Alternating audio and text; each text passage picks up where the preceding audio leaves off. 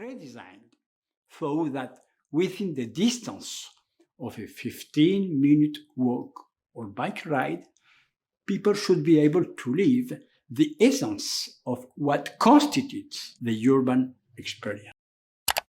This is Carlos Moreno. He is a researcher and professor at Sorbonne University. He is best known for being a vocal urbanist who voices out his takes on the matter of urban planning. In this video, he's voicing out his opinion in his TED Talk video titled The 15-Minute City. Hey there, my name is Nigel, and I'm a proud student of Professor Ike in our English 107 class.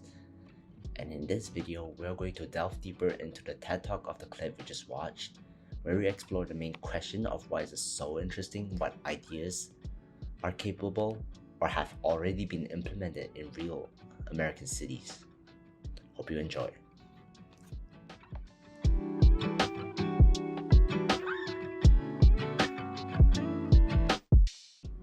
Before we proceed, we will need to understand the basis of the video.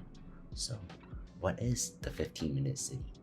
Well, to summarize the video, it's generally a concept of city planning which in general allows for most, if not all, of the main city services and resources to be located in a 15-minute travel distance, whether by walking or riding a bicycle.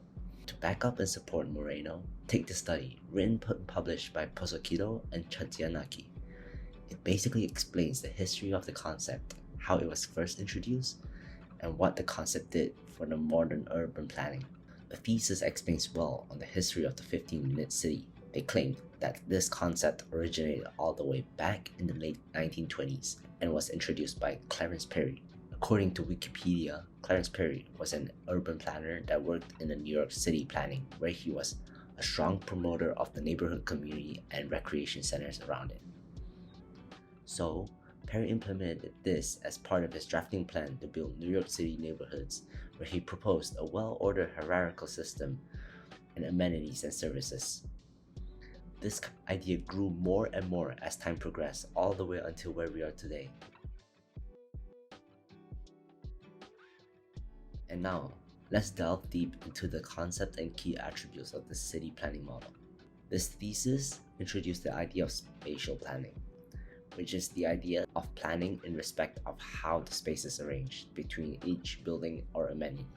And this is important to the whole 15-minute city model, as you will have to know where to put your services and buildings in order to facilitate so many people in walking distance of one another. They then conclude that the 15-minute city is neither radical nor a fit for all ideas, which means that it is, at the end of the day, just a concept, as implementing this does require almost a unanimous decision of everyone to make this work. However, this study can give a base model and target of what we can achieve and head towards. So, we now know the very basic idea of the concept, but are there any examples where elements of this concept has been implemented in other cities in the real world? Well, look no further than Portugal. This is a city called Guimarães, located in the north side of Portugal, known for its UNESCO World Heritage Sites with stunning castles and palaces. However, there is an aspect less known but definitely more important to the people living there, and that is their great walkability and great urban planning. To go in depth, Guimarães boasts a wide and large pedestrian network where you can travel from point A to point B quickly. This study, written by Fernando Fonseca and others, shows a case study of Guimarães that has implemented aspects of the 15-minute city.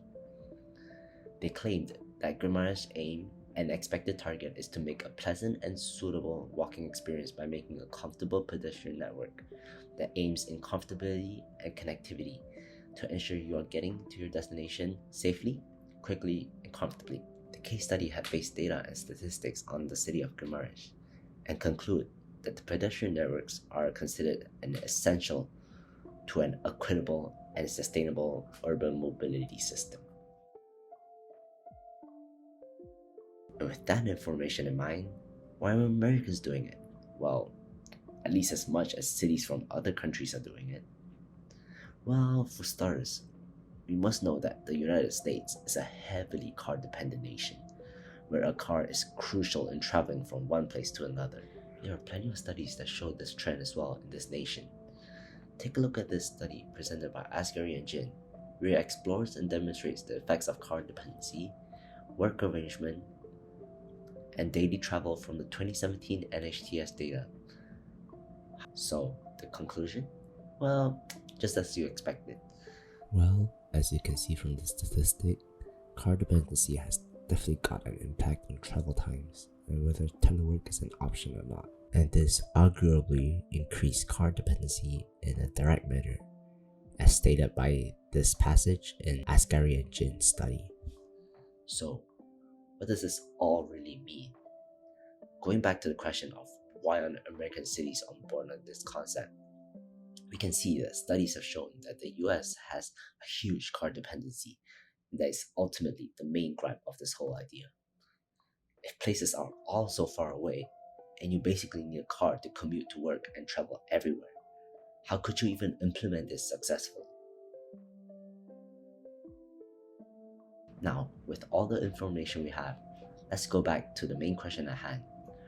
What does the future hold for the US in relation to implementing this concept to other cities? Well, it's not all dark and gloomy, perhaps, as there are, in fact, major developments that are happening in a couple of America's major cities. For starters, we have Seattle, one of the US's largest cities, which already has the reputation of America's more walkable city, showing that it can, in fact, be done over there. In this study by David Malone, dubbed the Seamless Seattle, it is a wayfinding system that is implemented which could help over 40 million of its local residents and commuters to help quickly orient themselves in reference to their immediate surroundings. They also adjust and cater to colorblind people, plus-size people, and disabled people to ensure it is accessible for everyone. There is also another article on Crystal City, written by Lester Davis, where he explains Crystal City's plan to a walkable city. Crystal City was once just another typical American city, with a lack of green space to more congested roads, but have massively revamped, and now is greatly walkable with easy public transportation access and its easy urbanity, as the locals call it. It's no wonder that Amazon is building its second headquarters there, with a massive influx of people. These two examples of cities that implemented this concept has got me really excited and intrigued for the future, as this also shows that they not only want to develop cities using the model, but they will want to innovate and show that they are pushing into the technological aspect of it as well, hence the development of the smart cities. In this study written by Heikki Ruohama, Vesa Salminen, and Ivari Kuntu explains the concept of a smart city.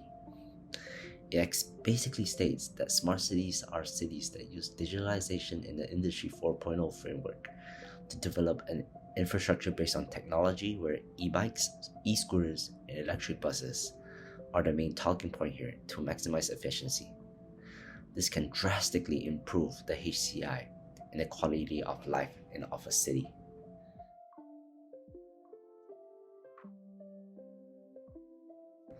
Okay, I've explained enough. So, are American cities trying to make this work? Yeah. Will every city follow suit and develop the same way the past two cities I mentioned? Well, no. Not at least in the near future.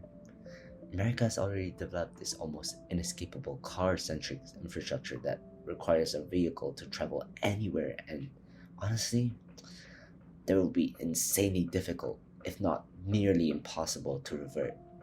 So, for the time being, developing major cities and improving on the public infrastructure will do.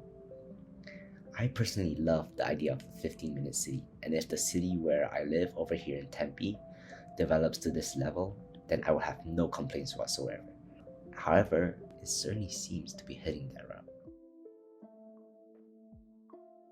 In a recent article by The Guardian, which goes into detail about the development of car-free, mixed-use neighborhoods and communities in Tempe, It states that urban developments of these mixed-use buildings, like the newly developed cul-de-sac in Tempe, is shown to have a lot of demand and residents love it.